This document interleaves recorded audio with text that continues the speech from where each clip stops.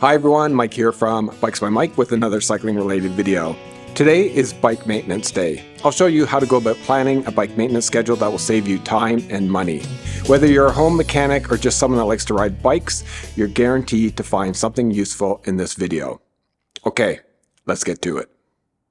In today's video, I'll start off with a quick explanation of what a bike maintenance plan is. I'll then show you two ways to track your maintenance log. One way using just an Excel spreadsheet and the other way using the ProBikeGarage app. And lastly, I'll demo a great inventory management app as a better way to track all your bike parts.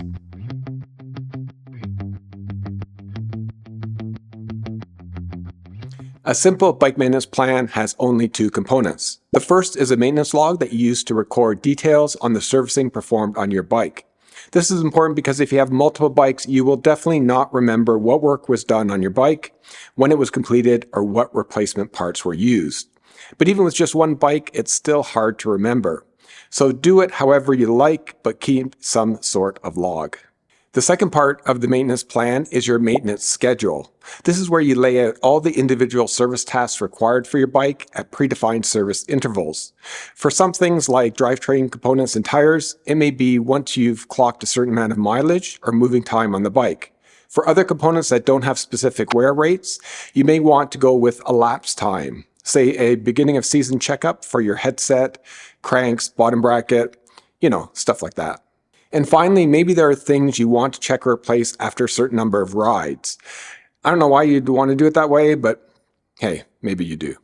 And that's it. That's all you need. Some way to track the maintenance performed on your bike so you know when it must be serviced next. Or you can just piss off your riding mates and go until your bike breaks and leaves you stranded in the middle of nowhere. No, don't be that dude.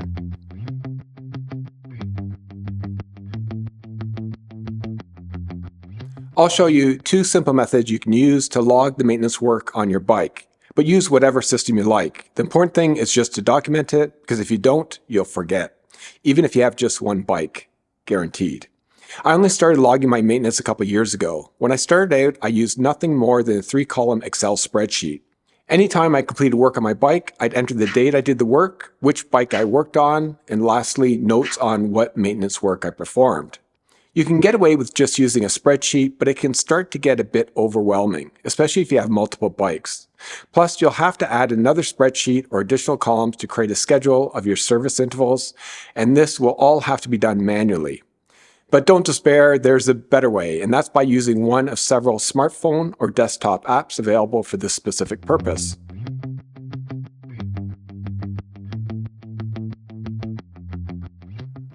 The app I use for all my bike maintenance scheduling is called ProBikeGarage.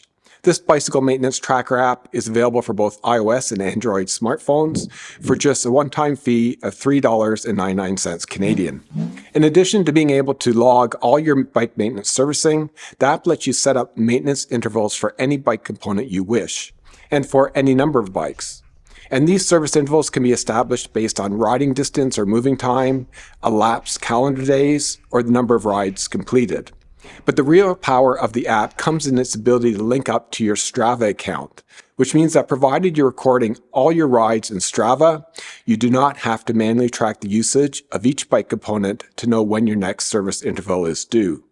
Provided you have added your bike components to the app and chosen your preferred service interval, it will do this all automatically, telling you whether it's time to service the component or how much mileage you have left. And the app saves you time by allowing you to search its large parts database and will provide a recommended service life for that part. But you can also set your own life expectancy as you wish.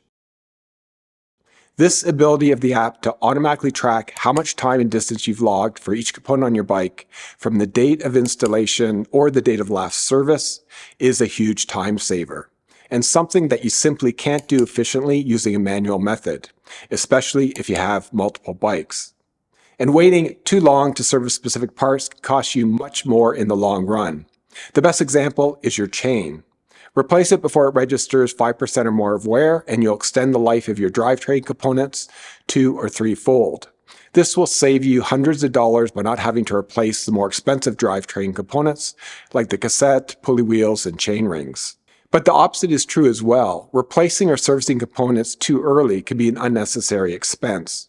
Take mountain bike suspension, for example. I like to send off my fork and rear shock suspension for a full overhaul after 100 hours of riding. But in the past, I've never actually tracked the amount of hours I put on my mountain bike since its last suspension service. So at the end of the season, I would just play it safe and send it off for servicing, whether it's needed or not.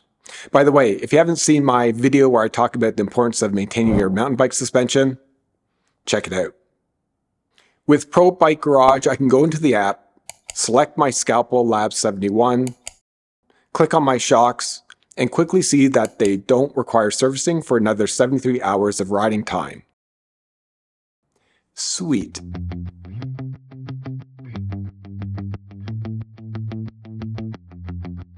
Okay, the next app I'm going to talk about will only be of interest to those of you, like me, that have a lot of spare bike parts on hand. Is there anyone still watching? And I have hundreds. For any part on a bike that is likely to break or wear out, I like to have at least one replacement part on hand. And often I'll have several if I can pick them up at a good price. If you wait until something breaks or is fully worn out before you shop around for a replacement, you're not likely to be able to take advantage of the biggest sales and may well pay full retail price. Plus, it's a good way to avoid the annoying situation I'm in this week where I'm overhauling my commuter bike and notice that my bottom bracket bearings are completely shot. And even though I've got tons of different sizes of cartridge bearings on hand, I'm missing the 6002 series I need for this BB. So I've ordered the bearings, but my bike is in pieces. And now I have to wait who knows how long to get my new bearings, rebuild my bottom bracket, and clear the space in the garage. Plus, my thumbs are getting sore answering text messages from my wife asking for an ETA on when she'll be able to park the car in the garage.